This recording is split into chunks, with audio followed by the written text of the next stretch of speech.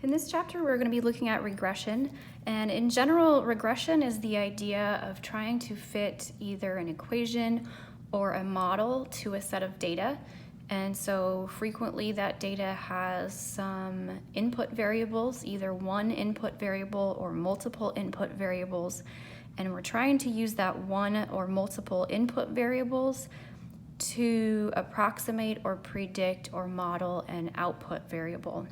And so what we're going to be starting with here is linear regression, and that means we're going to try and fit a straight line to model our data.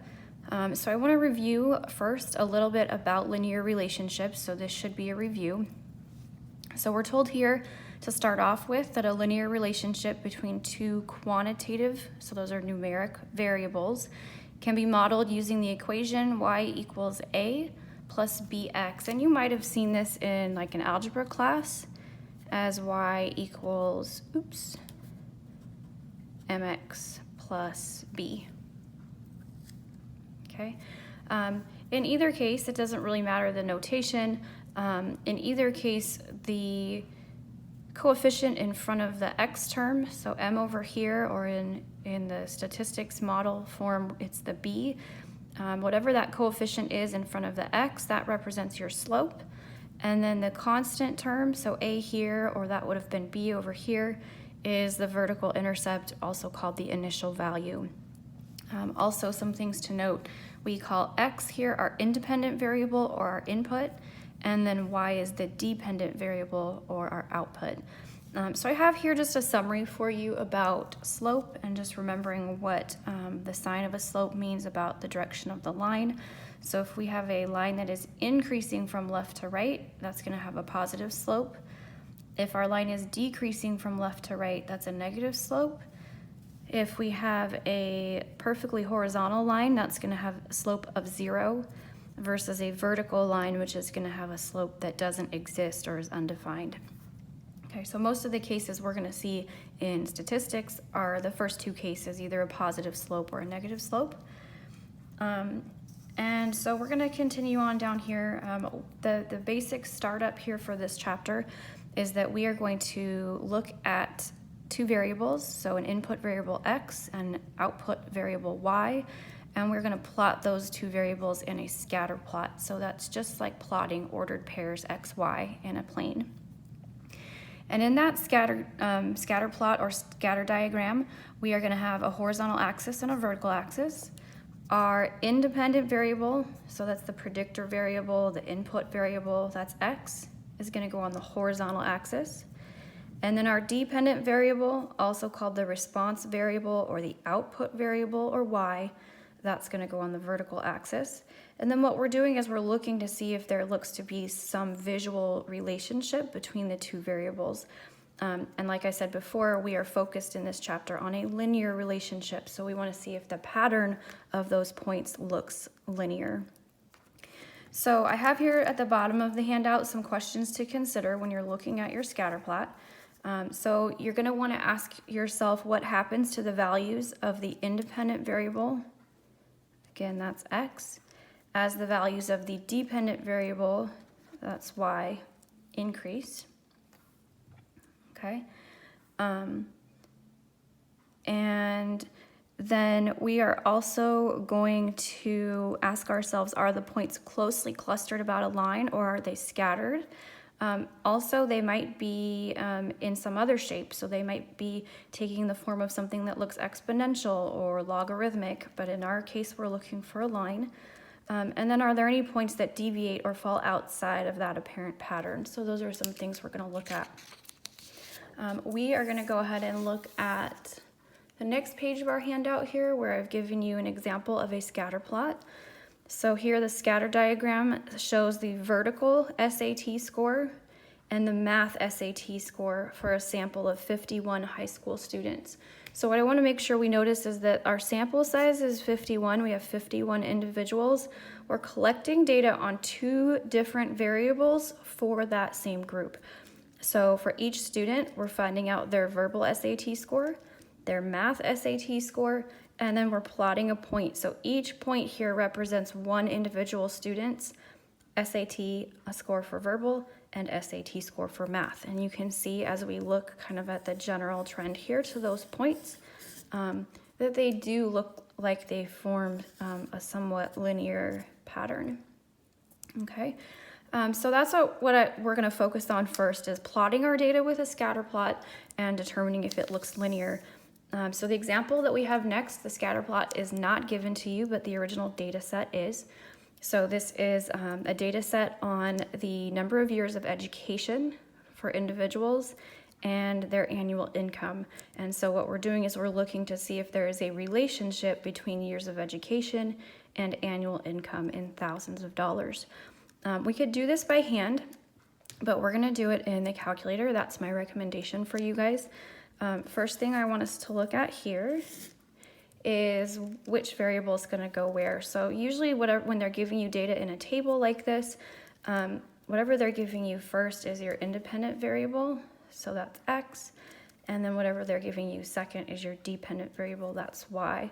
So this is our years of education.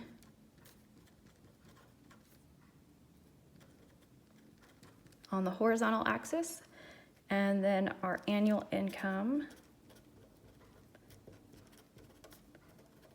in thousands is on that vertical axis. And ordinarily we would plot numerical values on these axes. I'm not super concerned about that at this point. I just want us to get a feel for the overall pattern of the data set.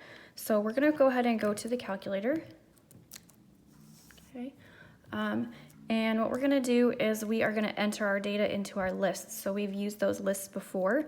Those are under Stat. We're going to hit Enter on Edit, and we have List 1 and List 2. Remember to hit Clear Enter on the list name if you want to clear your list.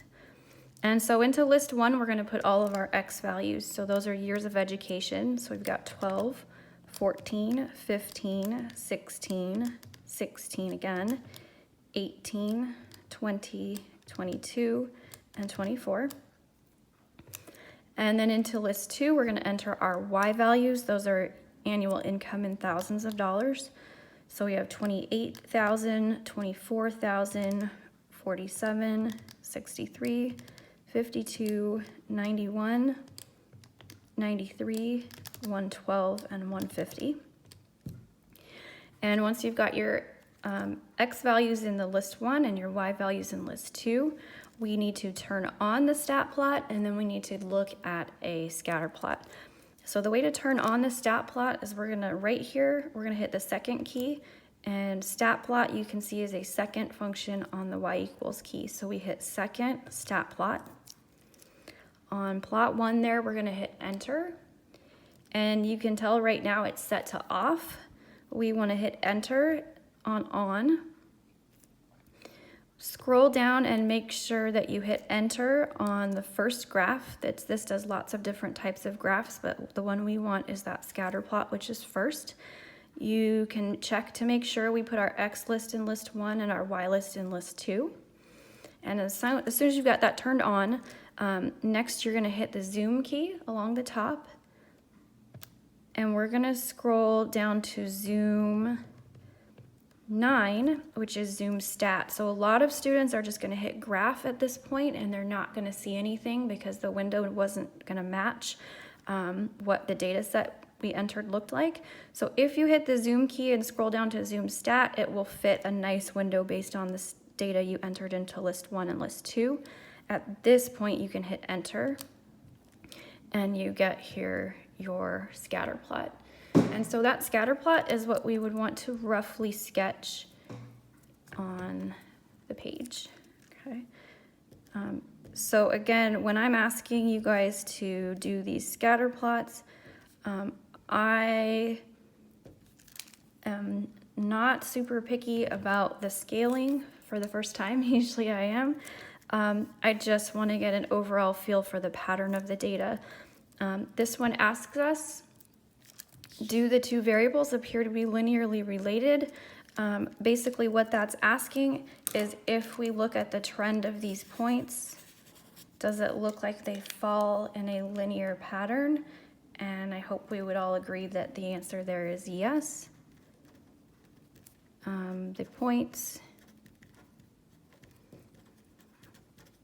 appear to follow a line. And again, what we're saying here is we're not saying that these points all fall perfectly on one line. We can see that's not true. But what we can do is we can tell that there is some line that is going to pretty well approximate these points. And what we're going to learn how to do next is we're going to learn how to find the equation of the line that best fits that data set. And that's kind of the summary at the bottom of the page here. It says once we visually see that the two variables appear to be linearly related, we can find the equation of the line that best fits the data set. This is called the line of best fit, or the least squares regression line. Sometimes it's called the linear regression equation. So a few different names there, but we're going to next learn how to find the equation of that line.